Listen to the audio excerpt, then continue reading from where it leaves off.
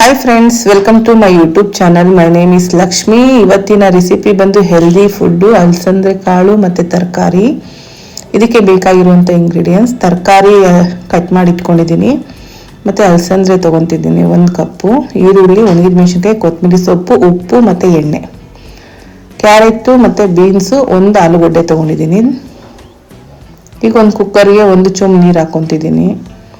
ಇದಕ್ಕೆ ತೊಳೆದಿಕ್ಕಿರೋಂಥ ಅಲಸಂದ್ರೆ ಹಾಕ್ಕೊತಿದ್ದೀನಿ. 1 ಕಪ್ಪಷ್ಟು ತೊಗೊಳ್ಳಿ. ಇದಕ್ಕೆ ಒಂದು ಸ್ವಲ್ಪ ಸಾಲ್ಟ್ ಹಾಕ್ಕೋಬೇಕು.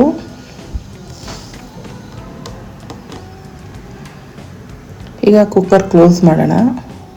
ಇದು 1-2 ರಿಂದ 3 ವಿಸಿಲ್ ಬರಬೇಕು, ಯಾಕೆಂದರೆ ಒಣಗಿರೋದಲ್ವ, ಅದರಿಂದ 1-2 ರಿಂದ 3 ವಿಸಿಲ್ ಬರಬೇಕು. ನೋಡಿ, ಇದು ಬಂದಿದೆ. ಈಗ ತರಕಾರಿ ಏನು ಕುಯ್ದಿಟ್ಟಿರೋ ತರಕಾರಿ ಹಾಕ್ಕೊತಿದ್ದೀನಿ, ಮತ್ತು ಅದಕ್ಕೆ ಸ್ವಲ್ಪ ಸಾಲ್ಟ್ ಹಾಕ್ಕೊಳ್ಳಿ. ಇದು ಸಹ 1-2 ವಿಸಿಲ್ ಬರಬೇಕು. ಈಗ ಒಂದು ಪ್ಯಾನ್ ಇಟ್ಕೊಂಡಿದ್ದೀನಿ. ಈ ಪ್ಯಾನ್ಗೆ ಎಣ್ಣೆ ಹಾಕ್ಕೊಳ್ಳಿ, 1-2 ಸ್ಪೂನಷ್ಟು ಎಣ್ಣೆ.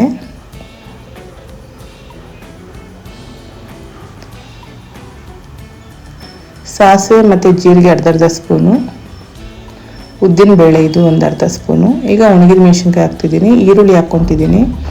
ಎಣ್ಣೆ ಒಂದು ಸ್ವಲ್ಪ ಫ್ರೈ ಮಾಡ್ಕೊಳ್ಳಿ ಲೈಟಾಗಿ. ಇದಕ್ಕೆ ಸ್ವಲ್ಪ ಸಾಲ್ಟ್ ಹಾಕ್ಕೋಬೇಕು, ಸ್ವಲ್ಪ, ಅದು ಟೇಸ್ಟ್ಗೋಸ್ಕರ. ಈಗ ನೋಡಿ, ಈ ಥರ ಫ್ರೈ ಮಾಡ್ಕೊಳ್ಳಿ.